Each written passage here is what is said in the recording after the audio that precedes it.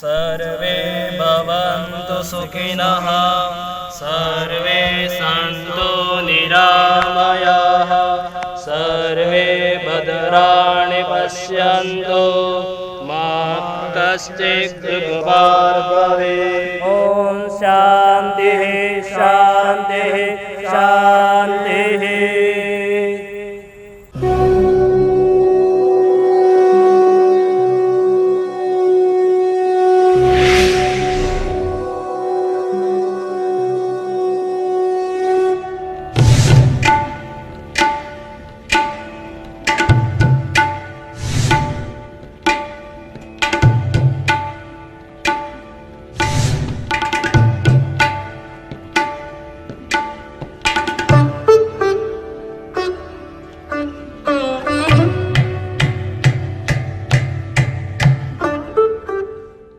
सर्वप्रथम श्री मदन मोहन प्रभु के चरणारविंद में दंडवत प्रणाम। आचार्य चरण श्री महाप्रभु जी, श्री प्रभु चरण श्री गोसाई जी के चरणारविंद में दंडवत। हम सभी जानते हैं कि अधुना समस्त विश्व में कोरोना महामारी ने अपने पंख फैला लिए हैं और इस महामारी की वजह से बहुत बड़ा समाज आहत हुआ है। ऐसी स्थिति में आरोग्य की दृष्टि से स्वच्छता एवं देह शुद्धि, हाथों की शुद्धि, इन सब चीज़ों के मायने समस्त विश्व में बहुत ही बढ़ गए हैं और प्रायः सभी लोग इस विषय में बहुत ही सावधानी से आगे बढ़ने लगे हैं। आप सभी जानते हो, आचार्य चरण श्री महाप्रभु जी ने एवं प्रभु चरण श्री गोसाई जी ने आज से 500 साल पहले अपने भक्तों को उपदेश के रूप में आचार धर्म का उपदेश दिया और वह भी मनुस्मृति, याज्ञवल्क्य स्मृति, धर्म सिंधु आदि ग्रंथ जो आचार के ग्रंथ हैं उनके आधार पर। और पुष्टि संप्रदाय में, पुष्टि मार्ग में बहुत बड़ा समाज यथाशक्य हमारे पूर्वाचार्यों के बताए आचार का पालन कर रहा है और भगवान के साथ स्नेह होना ये भाग्यशाली को प्राप्त होता है। आधुनिक जीव उनकी इतनी योग्यता ही नहीं है। निस्वार्थ प्रेम भगवान के साथ कर सकें। अतः प्रभु की सेवा और भगवान में स्नेह के साथ आचार और साधन, ये दो अति आवश्यक पहलू हैं इस भक्ति मार्ग में। इसको ध्यान में रखते हुए हर चीज में हाथ धोना और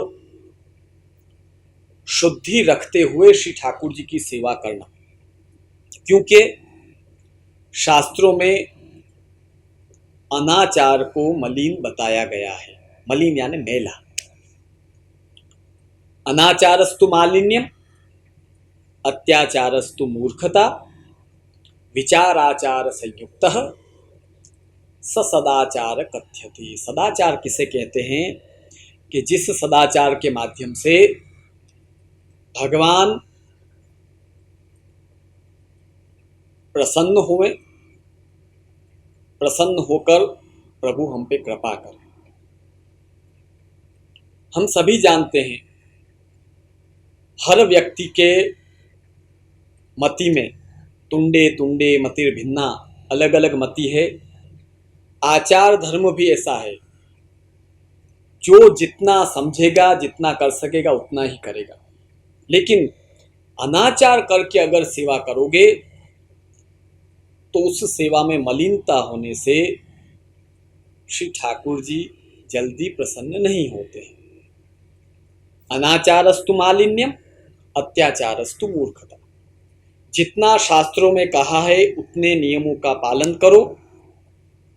देह शुद्धि, हाथ शुद्धि, मन शुद्धि, वाणी की शुद्धि और भोजन की शुद्धि, ये सब रखते हुए जब हम स्नेह के साथ श्री ठाकुर जी की सेवा करेंगे, ऐसे जीवात्मा पर श्री ठाकुर जी अवश्य कृपा करते हैं।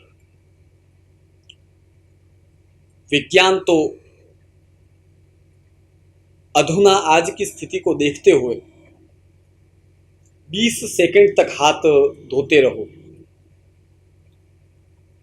ऐसा उपदेश करता है, लेकिन हमारे आचार्यों ने जब भी हम टॉयलेट बाथरूम आदि जाना हुए तो उसके बाद कितनी बार हाथ धोने, उसमें कितना समय लगता है और माटी लेके कैसे हाथ धोने, इन सभी चीज़ों पे हमारे शास्त्रों ने इतना विशद तरीके से निर्देश किया है। हमारे वैदिक संस्कृति का पालन करने वाले जो आस्तिक हिंदू हैं, उनमें भी आज की स्थिति में ऐसी स्थिति देखने को मिलती है, उनको भी मालूम नहीं है कि आचार क्या है, और इसी वजह से आज अनेक प्रकार की बीमारियां, अनेक प्रकार के संक्रमण ये अनाचार के कारण से समाज में फैलते जा रहे हैं। मैं खास तौर पे वैष्णव जनों को कहूंगा, हमारा पुष्टि संप्रदाय एक समृद्ध संप्रदाय है, जिसमें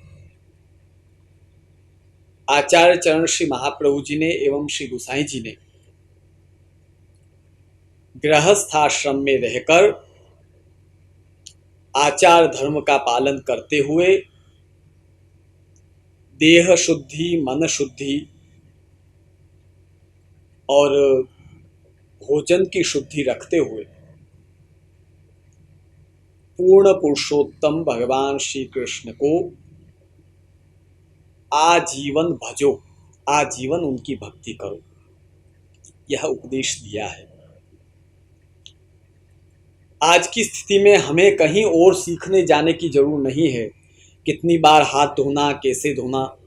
अगर आप एक सजाग वैष्णव हो, अगर आप सावधान वैष्णव हो, तो हमारे संप्रदाय की परंपरा और संप्रदाय के नियम ही ऐसे हैं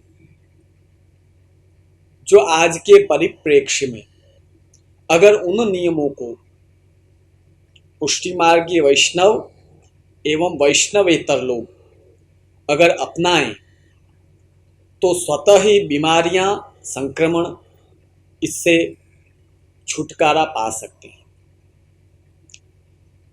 अपने पुष्टि संप्रदाय में 2 कारणों से आचार धर्म और शुद्धि रखी जाती है।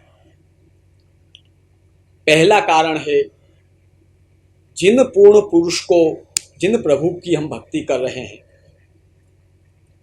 वह आनंदमय प्रभु है, और उन आनंदमय प्रभु को हम हमारी शक्ति अनुसार कैसे दास रूपेण सुख पहुंचा सके। दृष्टांत के तौर पर प्राचीन काल में जब राजा लोग हुआ करते थे तो उनके आसपास रहने वाले उनके सेवक गण यही नित्य विचार करते रहते थे कि भाई हमारे स्वामी प्रसन्न कैसे रहे। आचार्य चरण महाप्रभु जी ने भी यही विचार करके हम पुष्टि मार्गीय भक्तों को यह उपदेश दिया प्रथम हम स्नान भी क्यों करते हैं, हम सुंदर तैयार भी क्यों होते हैं, हम शुद्धि आदि का ख्याल भी क्यों रखते हैं? क्योंकि हमें जिनको भजना है वह परम आनंदमय भगवान है। उनके लिए हमसे जो हो सकता है वह शुद्धि रखते हुए वह प्रभु प्रसन्न कैसे हुए, यह हमारा आचार धर्म का मुख्य ध्येय है। दूसरी बात कि वैदिक श्रौत और स्मार्त मार्ग में जब पूजा उपासना आदि होती है तो उसमें भी शास्त्रों ने उपदेश किया है कि पूजा उपासना अंतर्गत हर प्रकार की शुद्धि होनी चाहिए। पूजा आदि में देवता को बिठाओ तब भी शुद्ध करो स्थान, खुद बैठो तो खुद का भी स्थान शुद्ध होना चाहिए, देह की भी शुद्धि होनी चाहिए। कोई अंट शंट कोई चीज़ हमने भोजन नहीं करी हो तो ही पूजा आदि का अधिकार मिलता है।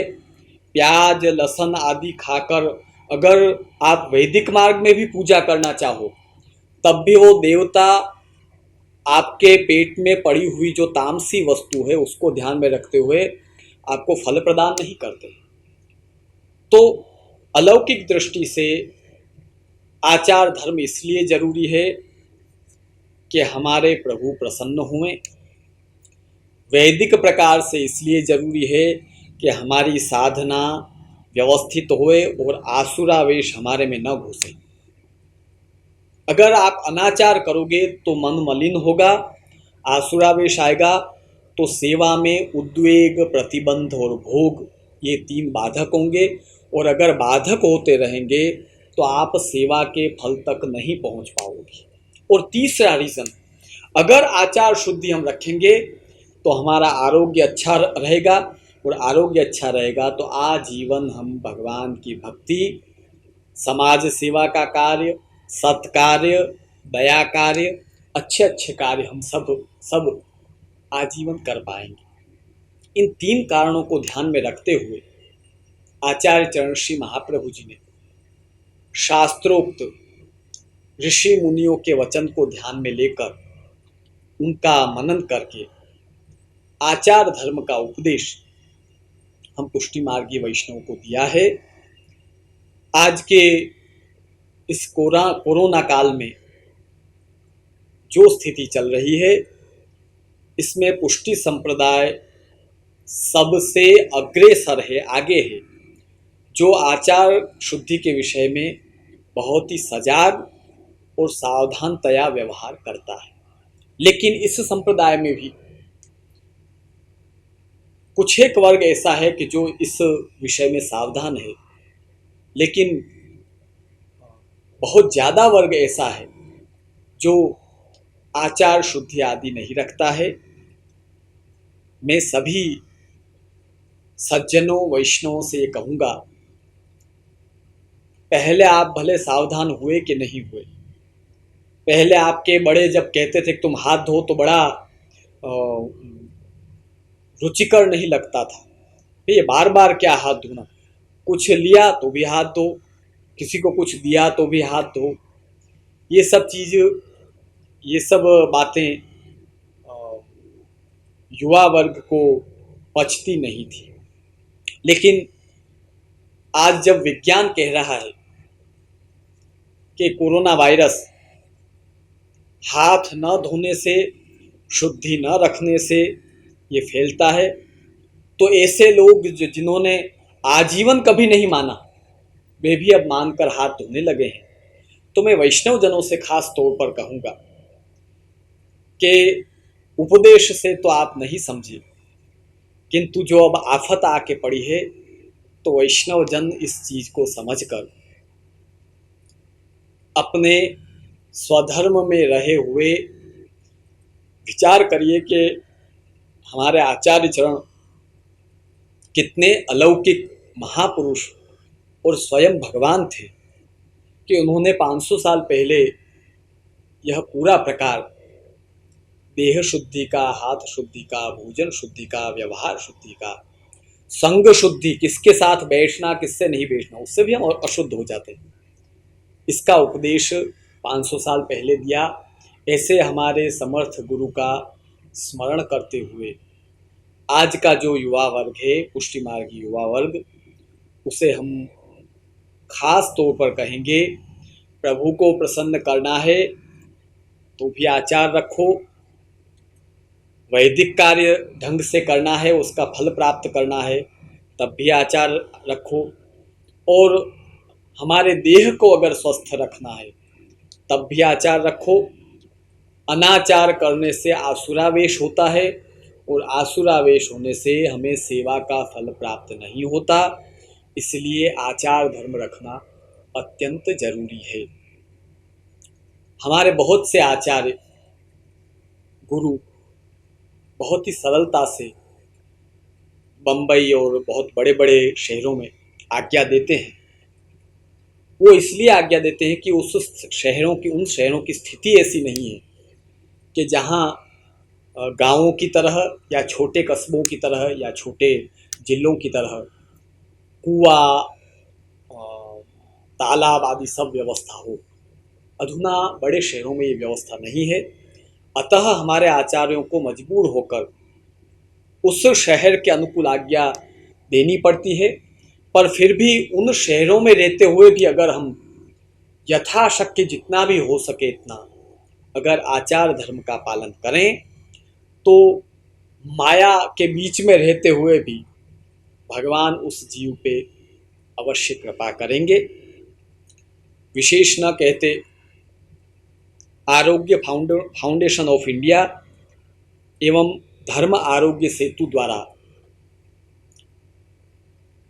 प्रत्येक जन मात्र के लिए, प्रत्येक धार्मिक लोगों के लिए, प्रत्येक वैदिक सनातनी लोगों के लिए, प्रत्येक धर्म प्रेमी लोगों के लिए आचार्य गुरुओं के माध्यम से जो उपदेशात्मक वीडियो जारी करने का एक संकल्प हुआ है, यह संकल्प पूर्ण सराहनीय है और आरोग्य फाउंडेशन ऑफ इंडिया एवं धर्म आरोग्य सेतु के सभी सदस्यों को हम इस भगीरथ कार्य के लिए शतशः धन्यवाद देते हैं।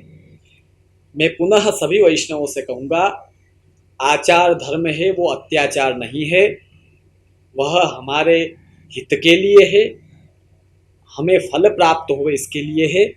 अतः यथाशक्य जैसी स्थिति हो उसमें भी जितना आप आचार धर्म रखोगे आरोग्य के लिए, धर्म के लिए और प्रभु की कृपा के लिए, इन तीनों के लिए अत्यंत आवश्यक है। हम सभी धर्ममय, आरोग्यमय, आचारमय जीवन व्यतीत करें एवं सुख की प्राप्ति करें, यही भगवत चरणारविंद में विनती करते हुए सभी को आशीर्वाद दे कि मैं मेरी वाणी को विराम दे रहा हूँ। नमस्कार, आशीर्वाद।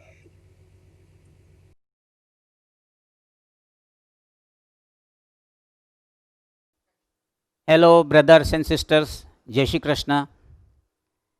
This is a very valuable occasion for me to talk to you for something about science and religion.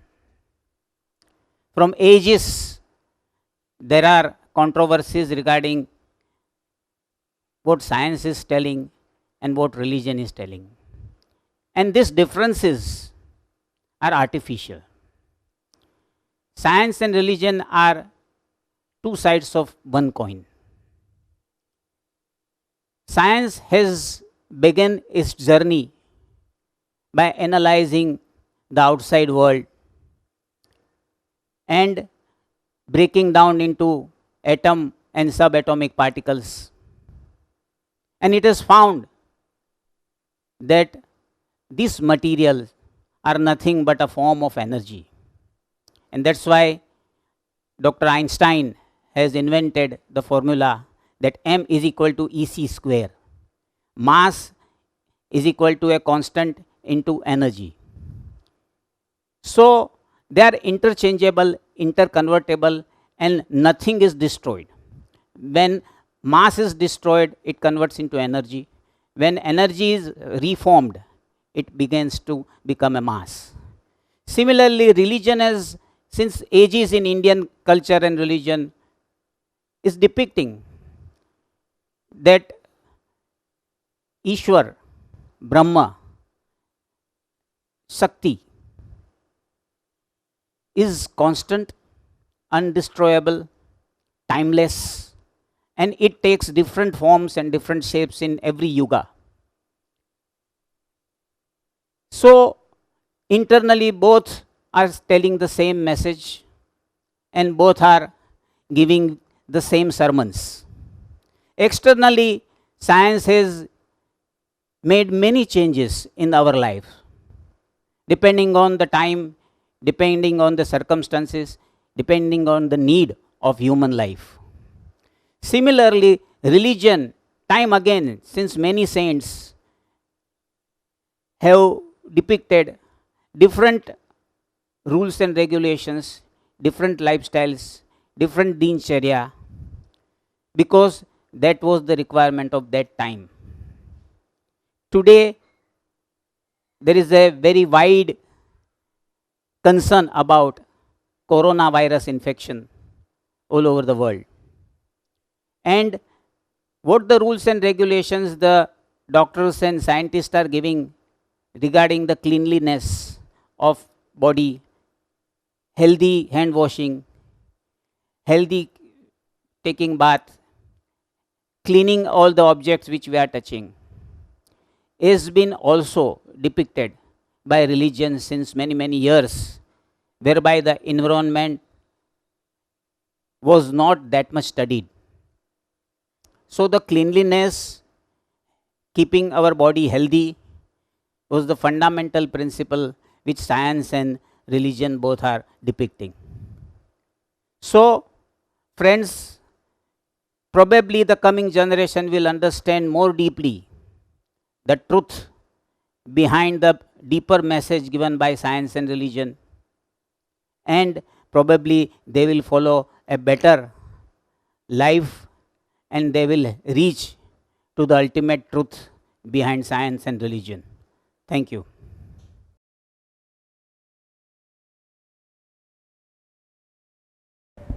जय श्री कृष्ण। उम्मीद है आप ये पूरी श्रृंखला रस से निहारते होंगे और उससे लाभान्वित होते होंगे। आज हम भोजन के पहले और बाद में कितना पानी पीना चाहिए, क्यों पीना चाहिए, इसके ऊपर हम चर्चा करेंगे। भोजन के पहले यदि हम पानी पीते हैं तो 1 से 1.5 घंटे पहले पी लेना चाहिए, क्योंकि विज्ञान ये कहता है कि जल जो है खाली पेट में 40 मिनट से 75 मिनट के अंदर में वो पसार हो जाता है और इसके अंदर में रहा हुआ पित्त जो है उसके साथ निकल जाता है। लेकिन जैसे ही वो पित्त निकल जाता है तो दूसरा पाचक पित्त इसके अंदर आता है। तो तुरंत पानी पीकर यदि आप भोजन करते हैं तो वो पित्त जो है वो डाइल्यूट हो जाता है, पाचक पित्त, और उसकी पाचन करने की क्षमता कम हो जाती है। और यदि इसके बाद हम तुरंत भोजन करते हैं तो भोजन के अंदर में ज़रूरत से जो होने वाले पित्त है वो कम होते हैं, इसके लिए वो उसका खुद से डाइजेशन नहीं होता है और उसमें आपको गैस, एसिडिटी, आत्मान इत्यादि खाने के जो है बीमारी है वो आपको पैदा होगी। वैसे ही मान्यता है, कई लोगों को ऐसी एक आदत सी होती है कि खाना खाने के बाद में बहुत सारा पानी पिए, लेकिन विधान ये है शास्त्र में और वैज्ञानिक रूप से कि भोजन के टोटल पानी जो है वो आपको 100 से 200 ml से ज़्यादा नहीं लेना चाहिए। उसमें आप छाछ भी गिन लीजिए, बटर मिल्क जिसे हम कहते हैं, मट्ठा कहते हैं, और दाल का पानी, सूप इत्यादि भी गिनना चाहिए। क्योंकि यदि हम भोजन में अगर अधिक पानी डालते हैं तो वो जो खाना है वो ठीक से पचता नहीं है। जैसे मैं प्रैक्टिकल रूप में एक आपको एग्जांपल दूं कि किसी भी एक प्रकार की हमको एक चटनी बनानी होती है तो हम मिक्सचर में सब इंग्रेडिएंट डाल देते हैं, सब चीज़ें डाल देते हैं और फिर उसको घुमाते हैं। फिर ज़रूरत के हिसाब से उसमें पानी डालते हैं ताकि वो सब पीस के एक रस हो जाए। अगर कम है तो वो घट रहेगी, ज़्यादा होगा तो वो जो है लिक्विडिफिकेशन हो जाएगी। वैसे ही भोजन का है, तो आप यदि ठीक से भोजन करना चाहते हैं तो टेक होम मैसेज ये है कि खाना खाने के पहले तुरंत ज़्यादा पानी ना पिए, और भोजन के बाद भी 100 ml से ज़्यादा पानी न पिए। ऐसा करने से आपका भोजन जो है वो आपके लिए पोषक हो जाएगा, और नहीं तो वो बीमारी का घर हो जाएगा। और आयुर्वेद ये कहता है कि सर्वे रोगा अपि मंदाग्नि जायते, यानी कि आपका पाचक पीठ ठीक नहीं होगा और या उसका डाइल्यूटेशन ज़्यादा हो जाएगा तो आपको रोग की बीमारी होगी, जिसको हम आम कहते हैं, टॉक्सिन कहते हैं, विषाणु कहते हैं। तो कृपया आप इसका लाभ लें और दूसरों को भी दें। नमस्कार, जय श्री कृष्ण।